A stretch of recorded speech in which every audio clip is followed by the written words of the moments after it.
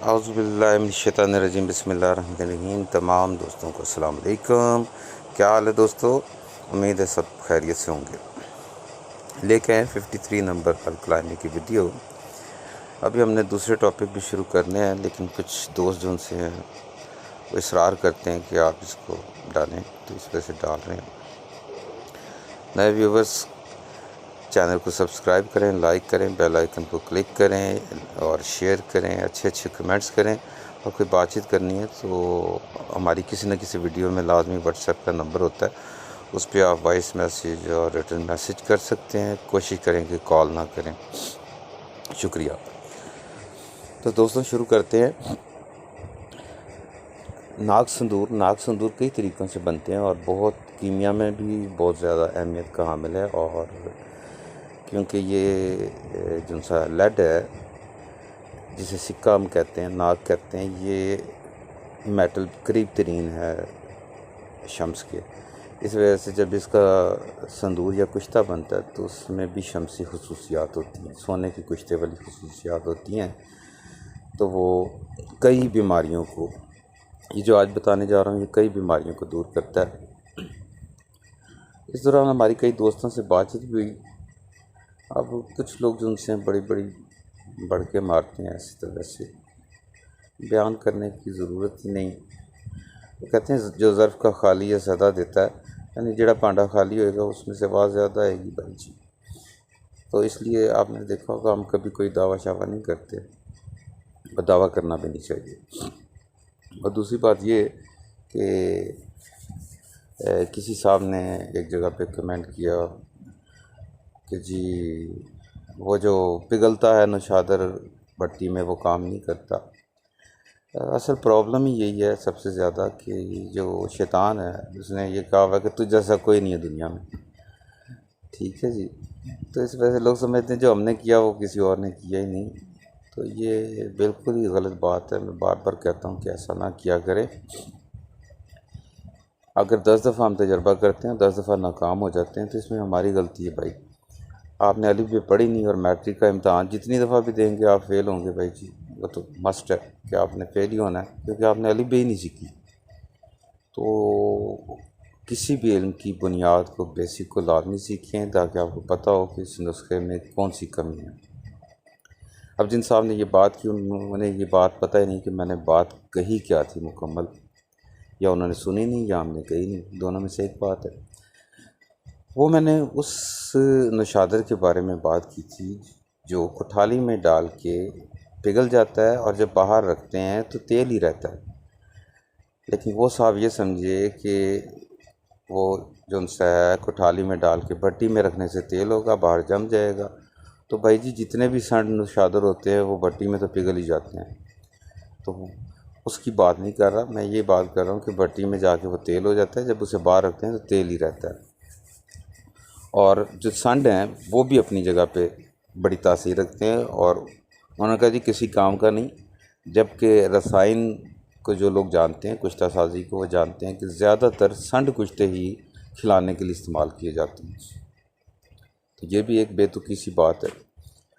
और दूसरी बात ये है कि मैं आगे आग की बात करूँगा, जैसे कहा ना पिघलता है। तो पहले नुस्खा बयान कर दूँ ताकि दोस्तों का वक्त ज़ाया ना हो।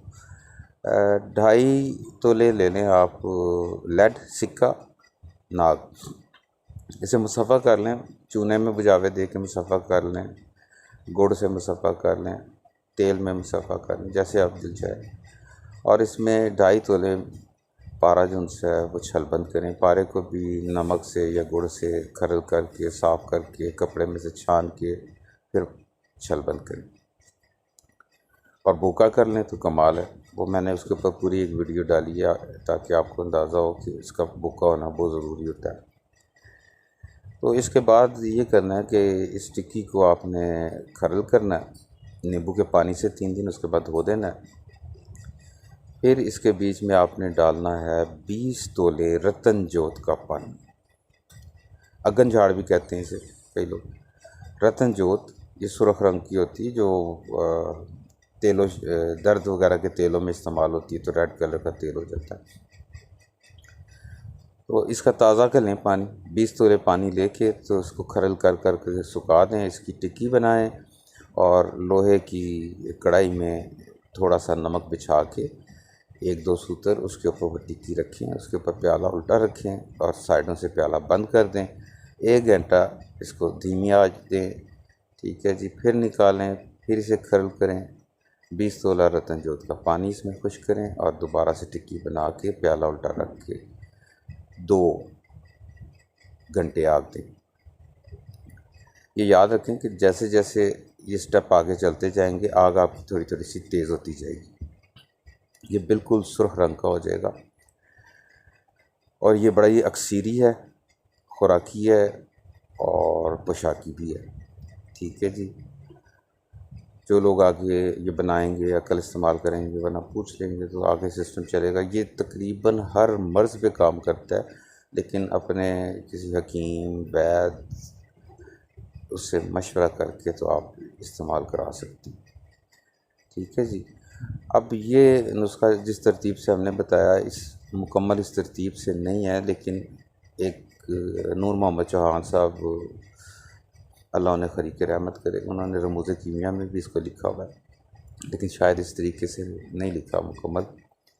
तो जो बनाता है उसे फिर पता चलता है कि ये कैसे बनना है, ठीक है जी। एक दफ़ा आपको नाकामी होती, 2 दफ़ा होती, फिर आपको अंदाज़ा हो जाता है कि यार ये नहीं, ऐसे नहीं, ये ऐसे बनेगा।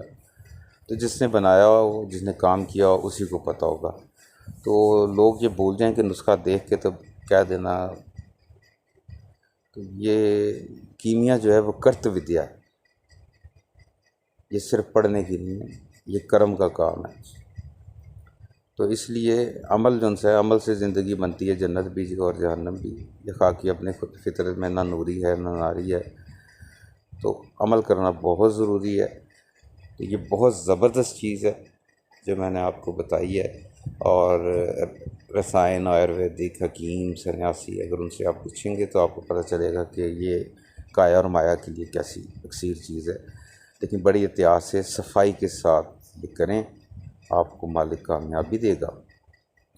तो बात करते हैं थोड़ी सी, जो संठ चीज़ें होती हैं वो भी काम करती हैं, उनको जारी करना पड़ता है, पहले भी मैंने आपको बताया था। और नॉर्मल कायम से संठ कायम ज़्यादा बेहतर होती है, क्योंकि आपको कंफर्म होता है कि ये मुकम्मल कायम चीज़ है, तो ऐसी टेंशन कोई नहीं। और दूसरी बात ये कि अग्निस्ताई, कायमुल नार, आतशी, ठीक है जी। कोई चीज़ भी जितनी मर्ज़ी हो जाए, ठीक है जी, किसी एक टेम्परेचर पे आके वो पिघलती है और किसी एक टेम्परेचर पे आके वो जलती है, ये हमेशा याद रखें। क्योंकि एक टेम्परेचर ऐसा भी है जिस पे मिट्टी भी पिघल जाती है और जलना भी शुरू हो जाती है। तो ये जो आग है ये एक मालिक का राज है, जिसे अग्नि भी कहते हैं हमारे कुछ दोस्त दूसरी लैंग्वेज में। ये मालिक का राज क्यों है? ये इसलिए है कि पहले कहा गया जी ऑक्सीजन होती है तो ये जलती है, फिर बाद में पता चला हाइड्रोजन भी जलती है, फिर पता चला नाइट्रोजन भी जलती है, फिर जी पानी आग बुझा देता है। लेकिन अब ये कंफर्म हो गया साइंसदानों को, डिस्कवरी को, कि समंदरों के नीचे, पानी के नीचे भी आग जल रही है और खला में जहाँ पे हवा है नहीं वहाँ पे भी आग जल रही है, ठीक है जी। ये भी पता चल गया कि हर चीज़ का कोई माखज़ होता है, कोई प्रोडक्शन हाउस होता है जहाँ से प्रोडक्ट निकलती है। जैसे पानी बनता है H2O, यानी हाइड्रोजन और ऑक्सीजन होगा तो पानी बनेगा, वो तरीका जो भी हो। लेकिन फायर वाहिद ऐसी चीज़ है कि जिसका किसी जगह से भी प्रोडक्शन हो जाती है। पत्थर से पत्थर टकराता है, आग पैदा हो जाती है, लोहे से लोहा टकराता है, आग पैदा हो जाती है, सूखे पत्ते से पत्ता टकराता है, आग पैदा हो जाती है। ये कहाँ से निकलती है? फ्रिक्शन से निकलती है, कैसे निकलती है ये नहीं पता, ठीक है जी। और दूसरी कमाल बात ये है कि साइंस की इतनी तरक्की करने के बावजूद आज तक आग का कोई मालिक्यूलर स्ट्रक्चर नहीं है और ना बन सका।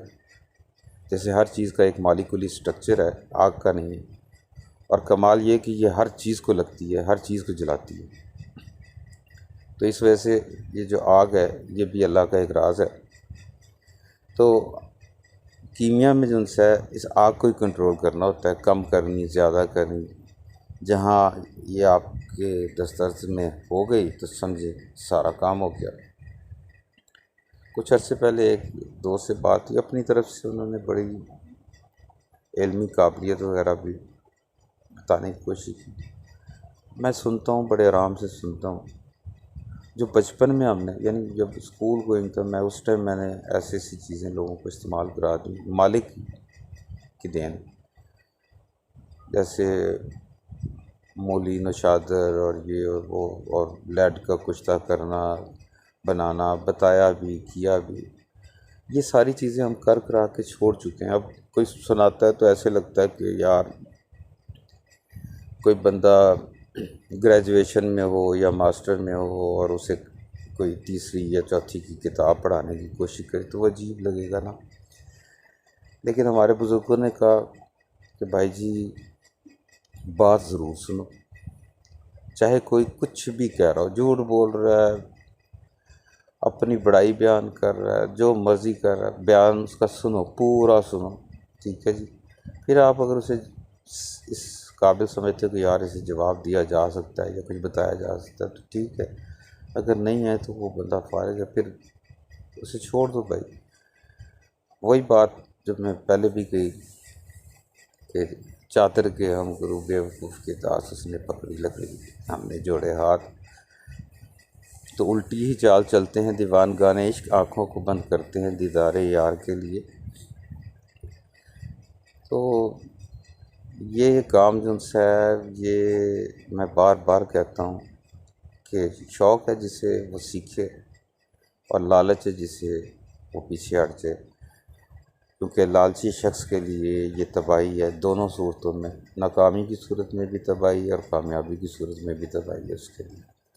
तो ये काम है दरवेशों का, फ़कीरों का, या ऐसे उमरा का और ऐसे लोगों का जो सिर्फ़ और सिर्फ जिनके ज़हन में दुनिया की वेलफेयर हो। और अगर आप ये कहें कि जी मैं वेलफेयर करना चाहता हूँ भाई जी,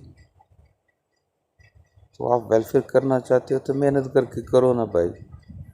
अगर आप 100 रुपये कमाते हो तो उसमें से 10-20 रुपये निकालते हो तो फिर तो आपके अंदर है वेलफेयर, फिर आपको मालिक और रास्ते भी खोलेगा। हाँ, अगर आप इस चीज़ पे बैठे हो कि नहीं यार जो मेरा गुजारा चल रहा है वो ठीक है, वेलफेयर के लिए मुझे कोई जैकपॉट चाहिए, तो जैकपॉट नहीं लगता। और जैकपॉट कभी भी TCS के ज़रिए से नहीं आता, ये याद रखिए। आपकी किस्मत के दरवाज़े खुलते हैं, आपकी मेहनत से खुलते हैं। किसी जगह पे मैंने पढ़ा था, फिर मांगनी चाहिए दुआ यज़्दा से, जब तक ना लिया दस्तो बाजू से काम, निजात ना पाई नूह ने तूफ़ान से। तो 800 साल उम्र हज़रत नूह अलैहिस्सलाम की, और आप कश्ती बनाते हैं 70 गज़ लंबी, 70 गज़ चौड़ी। वक्त का नबी और उम्र और मेहनत, और उसमें आप ये देखें कि मालिक ने बचाना है, उसने वैसे भी बचाया जिसको बचाना था, लेकिन बताना मकसूद ये है इस वाक़े में कि अल्लाह ताला को मेहनत पसंद है, हर सूरत में पसंद है। बल्कि एक जगह पे इरशाद है कि मुझे कामयाब दुआ से इंसान की नाकाम कोशिश ज़्यादा पसंद है। यानी उसने कोशिश तो की, नाकाम हो गया तो इट्स ओके, लेकिन दुआ मांगी और पूरी होगी तो उससे ज़्यादा बेहतर अल्लाह ताला को, मालिक को इंसान की कोशिश पसंद है कि वो स्ट्रगल करता है, कमज़ोर होकर भी स्ट्रगल करता है, और ज़्यादातर स्ट्रगल्स करने वाले को वो कामयाब कर देता है। तो भाई जी जिनके कारोबार वगैरह चल रहे हैं और वो अपने आप को बहुत तजर्बाकार समझते हैं कि जी हम ये कर सकते हैं, वो कर सकते हैं, वो बस पैसे और खाने की भी बात है भाई जी। पेट में बड़ा प्रसाद, निंदिया विद्या को धाके, जल जमुना की जल को कुड़ी जा जलपुर पे जाके। तो वो फिर बातें बहुत आ जाती हैं भाई जी। जब आपका एक बिज़नेस चल रहा होता है तो आप बातें करते हैं, लेकिन उसमें कामयाबी क्या होगी क्या नहीं होगी ये तो अल्लाह ही बेहतर जानता है। तो जो दोस्त नए हैं उनको से गुजारिश यही है कि पुरानी वीडियोस देखें जिसमें पारा कायम करना वगैरह बताया गया है, वो ज़रूरी है। अब आहिस्ता आहिस्ता मैं अक्सीरात वगैरह की तरफ शुरू हो रहा हूँ। अक्सीरें बताऊँगा, लेकिन कोशिश करें कि जो अक्सीरें वगैरह बताऊँ वो आप समझ के करें और कोशिश करें कि डिस्टर्ब ना करें। उसमें कुछ चीज़ें जो सी हैं वो मुकम्मल आपको आसान तरीके से बताई जाएंगी। कई लोगों को आसानी पसंद नहीं, बहुत लंबा चौड़ा नुस्खा चाहते हैं जी, 40 पुट्ठे हों जी, 50 पुट्ठे हों, 100 पुट्ठे हों, लगे रहें। तो फिर होगी मुलाकात खुदा।